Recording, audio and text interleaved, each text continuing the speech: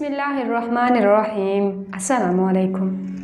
آج ہم حدیث مبارکہ کی روشنی میں دیکھیں گے کہ ایسے کون سے اعمال ہیں جو ہمیں مرنے کے بعد بھی فائدہ دیتے ہیں۔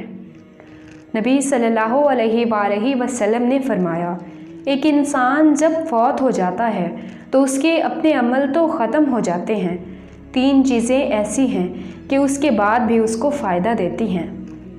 نیک اولاد جو دعا کرے، اور دعا تو چاہے اولاد کرے یا کوئی بھی اور رشتہ دار کرے، وہ مرنے والے کو، فوت شدہ انسان کو فائدہ دیتی ہے۔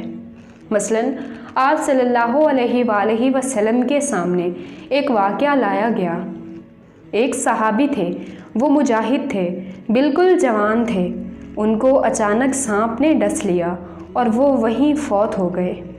تو اب سب لوگوں نے کہا کہ حضور صلی اللہ علیہ وآلہ وسلم کے پاس جا کر دعا کرواتے ہیں کہ انہیں دوبارہ زندگی دی جائے۔ تو آپ صلی اللہ علیہ وآلہ وسلم نے فرمایا کہ اب یہ تو نہیں ہو سکتا، یہ تو اللہ کا فیصلہ ہے اور اس کو واپس نہیں پلٹایا جا سکتا۔ اسی طرح یہ دعا بھی فائدہ نہیں دے گی۔ یہ ایک ایسی چیز ہے، ایسی تبدیلی ہے جو واپس نہیں پلٹتی۔ لیکن تم اپنے اس بھائی کے لیے دعا کرو، تمہاری دعائیں مردوں کو پہاڑ کی طرح لگتی ہیں، یعنی جیسے پہاڑ کا وزن ہوتا ہے اسی طرح ہی دعائیں نامہ اعمال میں وزن رکھتی ہیں۔ کہ انسان کے اپنے عمل تو بے شک ختم ہو جاتے ہیں، مگر جو اس کے لیے دعائیں کی گئی ہوں وہ اس کے لیے درجات بلند کرنے میں مدد دیتی ہیں۔ اسی طرح حضرت ابو ہریرہ رضی اللہ تعالیٰ عنہ سے روایت ہے کہ برزخ میں والدین میں سے ایک کا درجہ بڑھایا جاتا ہے تو وہ حیران ہو کر پوچھتا ہے کہ میرا درجہ کیسے بلند ہوا؟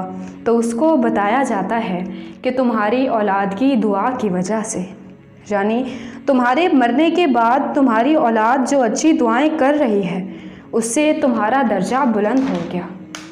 اور موت کے بعد دوسرے نمبر پر جو چیز ہے وہ ہمیں فائدہ دیتی ہے، وہ ہے ایسا علم جس سے لوگ فائدہ اٹھائیں۔ یعنی ہم تو فوت ہو گئے مگر کوئی ایسی کتاب لکھی یا کوئی ایسا کام کیا جو مرنے کے بعد بھی دوسرے انسانوں کو فائدہ دے اور خلق خدا اس سے فائدہ اٹھائے، تو ہمارے مرنے کے بعد بھی اس کا ثواب ہمیں ملتا رہے گا۔ تیسری چیز جو فائدہ دیتی ہے وہ صدقہ جاریہ ہے، یعنی اپنے مال کو کسی ایسی جگہ لگانا جہاں سے خلق خدا کو فائدہ ہو، جیسا کہ کوئی سڑک بنوانا یا کوئی ہسپتال وغیرہ بنوانا۔ اور ضروری نہیں کہ اتنا بڑا ہی کام کیا جائے کہ پورا ہسپتال خود بنوایا جائے یا کچھ بھی اس طرح۔ اور اگر اپنے مال میں سے آپ ایک ہسپتال یا یتیم خانے جیسی جگہ پر کوئی چھوٹی سی چیز، کوئی لائٹ یا کوئی پنکھا ہی لگوا دیں تو وہ بھی آپ کو مرنے کے بعد بہت فائدہ دے گا اور اس کا ثواب آپ کو آخرت میں ملتا رہے گا۔ کیونکہ ہم نے اپنے اعمال کا جواب دینا ہے، ہمیں دوبارہ اپنی قبروں سے اٹھنا ہے۔ اسی لیے فرمایا گیا، انا نحن نحیی الموتیٰ، بلا شبہ ضرور ہم مردوں کو زندہ کریں گے۔ یہ نہیں ہوگا کہ جو مر گیا سو مر گیا، بلکہ اس نے دوبارہ جی اٹھنا ہے اور اپنے کیے کا حساب دینا ہے۔ اور نامہ اعمال میں 2 چیزیں ہوں گی، ایک اس کی زندگی میں کیے ہوئے کام اور دوسرے جو اس کے مرنے کے بعد دوسروں نے کیے۔ مثلاً ایک صحابی رضی اللہ تعالیٰ عنہ کہتے ہیں کہ یا رسول اللہ صلی اللہ علیہ وآلہ وسلم، میری ماں اچانک فوت ہو گئیں، وہ صدقہ کرنے کو بہت پسند کرتی تھیں، کیا میں اس کی طرف سے صدقہ کروں تو اسے فائدہ ہوگا؟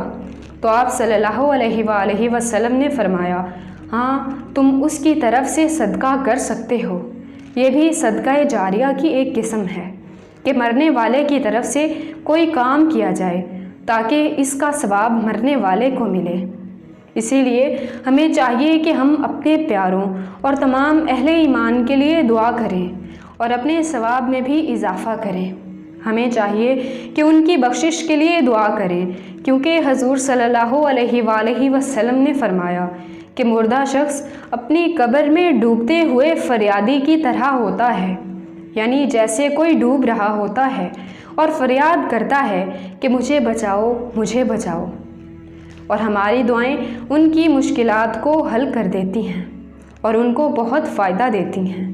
لہٰذا ہمیں بھی اپنی قبروں کی تیاری کرنی چاہیے اور ایسے عمل کرنے ہیں جو مرنے کے بعد بھی ہمیں فائدہ دیتے رہیں۔